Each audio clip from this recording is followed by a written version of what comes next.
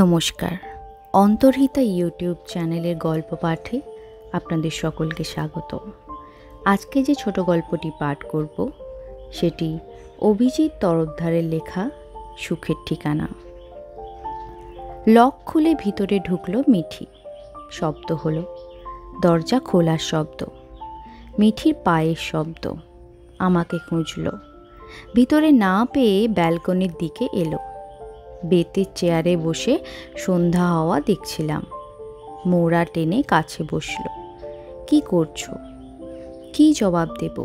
কিছুই করছিলাম না। না করার কোনো ভাষা হয় না। আকাশে মেঘ, উড়ন্ত চিল, রোদ্দুরের ম্লান হয়ে আসা। অথচ এসব যে দেখছিলাম তাও নয়। হয়তো ভাবছিলাম। কি ভাবছিলাম? নির্দিষ্ট কিছু নয়। মিঠি কি এত কিছু বুঝতে পারবে? চা খেয়েছো? জবাব দেওয়ার মতো একটা কিছু পেয়ে ঘাড় নাড়লাম। খাওয়া হয়নি। বসো, করে আনছি চা। মিঠি উঠে গেল। সপ্তাহ 2 আগে ডুপ্লিকেট চাবিটা দেওয়ার পর থেকে ও যখন তখন আসে। কিছুক্ষণ থাকে, এলোমেলো কথা বলে, কিছু শুনি, বেশিটাই শুনি না।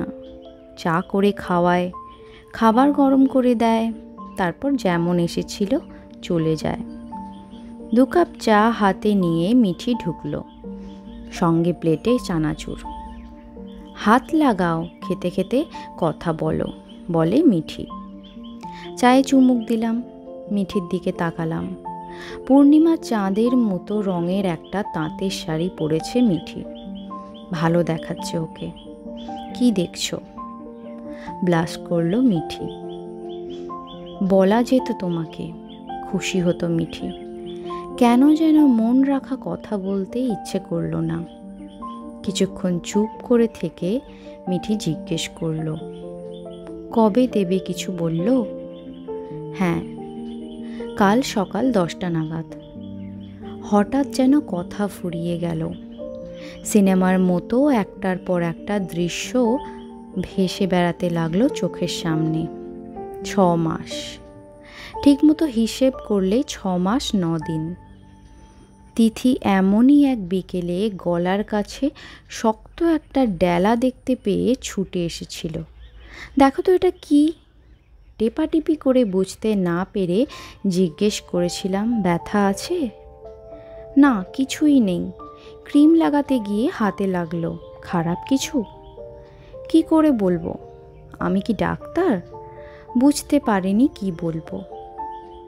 একরকম জোরজার করে নিয়ে যাওয়া হলো ডাক্তারের কাছে। ডাক্তার কিন্তু দেখে শুনে গম্ভীর হয়ে গেল। কিছু খুচরো পরীক্ষা করতে দেওয়া হলো, রক্ত, আরও কি সব। তারপর বায়োপসি। ভর্তি হতে হলো। দিন কয়েক পর রিপোর্ট পেয়ে ডাক্তার ডেকে পাঠালেন। খিদে পেয়েছে? খাবে কিছু? করে আনবো? মিঠির দিকে তাকালাম। যা তাড়াতাড়ি চানাচুরগুলো খেলে মনে হলো খাওয়া হয়নি তোমার। দুপুরে কিছু খেয়েছিলে? জবাব দিচ্ছি না দেখে মিঠি উঠে গেল। ফ্রিজ খোলার শব্দ, রান্নাঘরে ছ্যাঁকছোক। ততক্ষণে অন্ধকারে চাদর ঢেকে দিয়েছে ব্যালকনি। ড্রয়িং রুমে এসে বসলাম। নাও, পনির পকোড়া। ফ্রিজে ছানা ছাড়া আর কিছুই দেখলাম না। বাজার করিও কাল। রান্নার মাসি দেখতে পায় না। পকোড়ার সঙ্গে সেকেন্ড রাউন্ড চা। রিমোট টিপে অন করলাম টিভি। পথ অবরোধ। পুলিশের সঙ্গে ধস্তাধস্তি। জামায় রক্তের দাগ। চ্যানেল পাল্টালাম। ব্যাংক ডাকাতি, চাকরি চুরি, গণধর্ষণ। টিভি স্ক্রিন বেয়ে রক্তের ধারা নামছে। টিভি বন্ধ করে দিলাম। দেখলাম উল্টো দিকে মিঠি এসে বসেছে। এবার যাই। এরপর রাস্তায় লোক চলাচল কমে আসবে। সন্ধ্যের পর মোড়ের পার্কটায় 7টা গাঁজার ঠেক বসে। একলা কোনো মেয়েকে দেখলেই হাত ধরে টানাটানি করে। কথাটা মিথ্যে নয়। খালি কাপ প্লেট সিঙ্কে নামিয়ে আবার সোফায় এসে বসল। শুনলে কথাটা, এবার তো যেতে হবে। কি মনে হলো হঠাৎ বলে ফেললাম, না গেলে? মুখ টিপে হাসলো মিঠি। উঠে গেল রান্নাঘরে। বাসনের শব্দ পেলাম, বাথরুমে জলের আওয়াজ। চাদরে শরীর ঢেকে সকালের কাগজে ফেলে আসা খবরের টুকরোয় চোখ বোলাচ্ছি। ছিটকিনি খোলার শব্দ। মিঠি স্নান সেরে বেরিয়ে এলো। পরনে নাইটি, সবুজ হলুদ কলকা করা নাইটি, লখনৌ থেকে, যেটা তিথির জন্য এনেছিলাম। এক ঝলক দেখে বুকের মধ্যে ছ্যাঁত করে উঠেছিল, ঠিক যেন তিথি। কিন্তু তিথি এখানে কোথা থেকে আসবে? এ তো তিথির নাইটিতে গা ঢেকে থাকা মিঠি। চেনা গন্ধ, সেই পারফিউম। এটাও আমার আনা, সিঙ্গাপুর থেকে নিয়ে এসেছিলাম তিথির জন্য। সরে গিয়ে জায়গা করে দিলাম। চাদরের ভিতর নিজেকে গুঁজে দিল মিঠি। ঠোঁটে হাসি, হাসিতে রহস্য। আমি কিন্তু বলিনি। কথাটা শুনতে না পেরে মিঠির দিকে তাকালাম। চাদরে মুখ ঢাকলো মিঠি, বলল, থেকে যাওয়ার কথা। বাড়ি থেকে মেট্রো স্টেশন হাঁটা পথ, হাসপাতালও মেট্রো স্টেশনের গায়ে। মেট্রো হওয়ায় খুব সুবিধে হয়েছে যাতায়াতের। যাতায়াতের দূরত্ব কমে গেছে, সময়ও বাঁচে। টিকিট কাটতে কাটতে মনে পড়ল, সকাল সকাল উঠে চলে গিয়েছে মিঠি। যাওয়ার আগে একটা প্রশ্ন করেছিল, আমার কথা কি ওকে আজ বলবে? প্রশ্নটা মাথা থেকে যায়নি। পুরো রাস্তা এই প্রশ্নটাই আমাকে সঙ্গ দেবে। ট্রেনের অ্যানাউন্সমেন্ট হলো। যারা বসেছিল উঠে দাঁড়ালো। তিথি আর মিঠি। মিঠি তিথির চেয়ে 10 বছরের ছোট। বিয়ের সময় মিঠি 14 বছরের কিশোরী। ঝাঁকড়া চুলের নিচে জলজলে চোখ, চিরুনি, পার্স, চশমা। জামাইবাবুর যা হাতের কাছে পেত লুকিয়ে রাখা ছিল মিঠির অভ্যেস। মূল্য ধরে না দিলে জিনিস ফেরত পাওয়া যেত না। সিগন্যাল লাল থেকে সবুজ হলো, দূরে ট্রেনের আলো। সেই সময় মিঠি হায়ার স্টাডিজের জন্য প্রথমে দিল্লি, তারপর অস্ট্রেলিয়া চলে গেল। 9 মাসে 6 মাসে আসা। যোগাযোগ সুতোয় ঝুলতে লাগলো। মনের ভিতর মিঠির জায়গাটা ঝাপসা হতে হতে একসময় মুছে গেল। প্ল্যাটফর্ম কাঁপিয়ে ট্রেন এসে দাঁড়ালো। হুড়োহুড়ি ভিড়।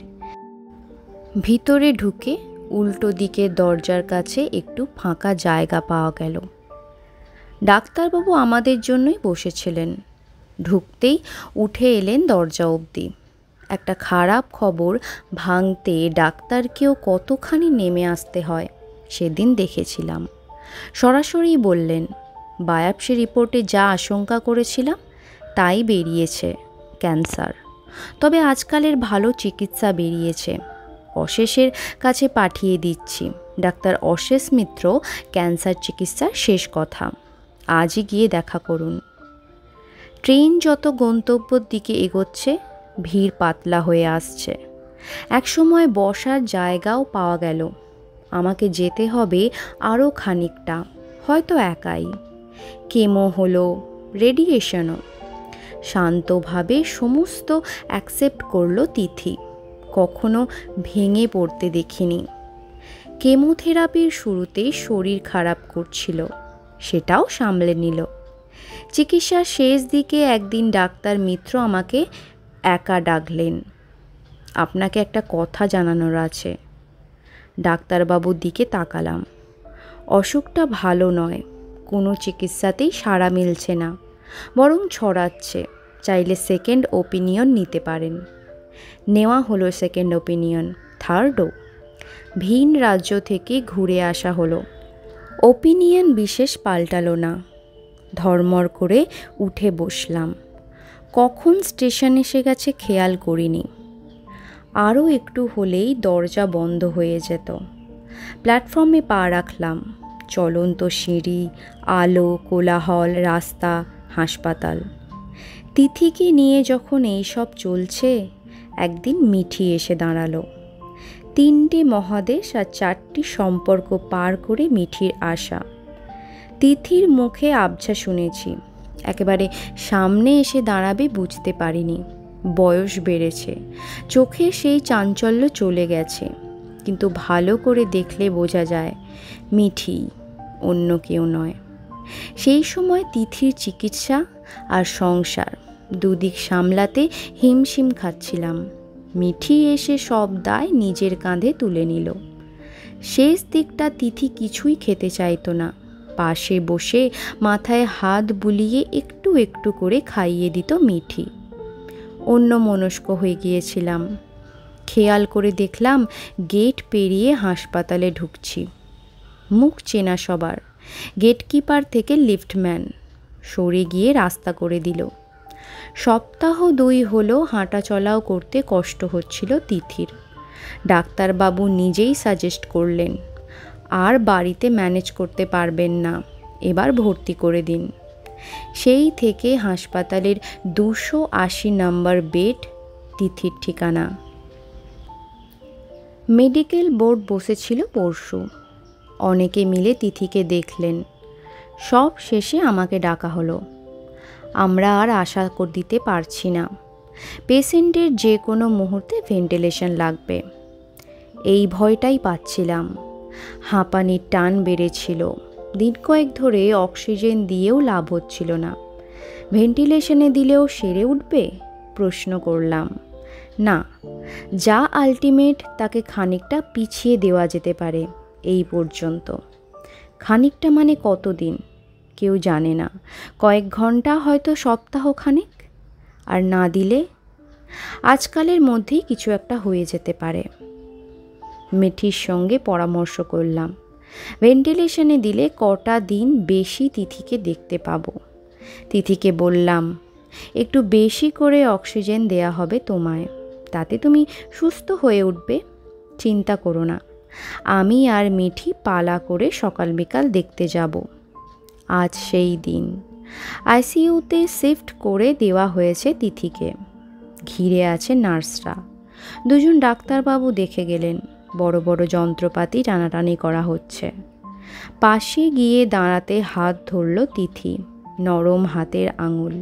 এই স্পর্শ কত দিনের চেনা, এখনো উত্তাপ জীবনের চিহ্ন প্রত্যাহার করে দেয়নি। শ্বাস নিতে ছাড়তে কষ্ট হচ্ছিল তিথির। কথা বলছিল থেমে থেমে। বেরোনোর সময় মিঠি বলে দিয়েছিল। মিঠির কথাগুলো মনে পড়ছিল। তিথিকে, এই তিথিকে কি মিঠির কথা বলে ওঠা যায়? নাই বা বলা হলো। একটা সত্য, একটা আড়াল, ওটুকু নিয়েই না হয় চলে গেল তিথি। তিথি বলেছিল, ঠিকমতো খাওয়া দাওয়া করব, চিন্তা করো না। গোপালের মা 200 টাকা চেয়েছিল। বেরোনোর সময় তাড়াহুড়োতে ভুলে গিয়েছি, ভেবো না, দিয়ে দেব। গ্যাস ফুরিয়ে এসেছে, হঠাৎ বন্ধ হলে মুশকিলে পড়ে যাবে। আজই বুক করে দেব। ভোলাকে খেতে দিও। ভোলা রাস্তার কুকুর। দুবেলা পাতের এঁটো কাটা খাওয়াতো তিথি। মনে পড়ল, 2 দিন খাওয়ানোই হয়নি। ডাক্তার, নার্স সবাই পাশে এসে দাঁড়িয়েছে। ইঙ্গিতে আমাকে বাইরে যেতে বলা হলো। আমার মুঠোর মধ্যে এখনো তিথির হাতের আঙুল।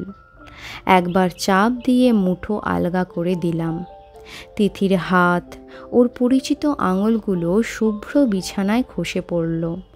বেরিয়ে আসছি। একটি অল্প বয়সী নার্স ছুটে এলো। আপনাকে ডাকছেন। ফিরে গেলাম। ঠোঁট কাঁপছে তিতির, চোখের পাতায় জল। মুছিয়ে দিলাম। তারপর ঠোঁটের কাছে কান নিয়ে গেলাম। কিছু বলবে? হ্যাঁ। অনেক ঝড়ঝাপটার মধ্যে দিয়ে ওকে যেতে হয়েছে। দেখো, আর যেন কষ্ট না পায়। ওকে সুখে রেখো।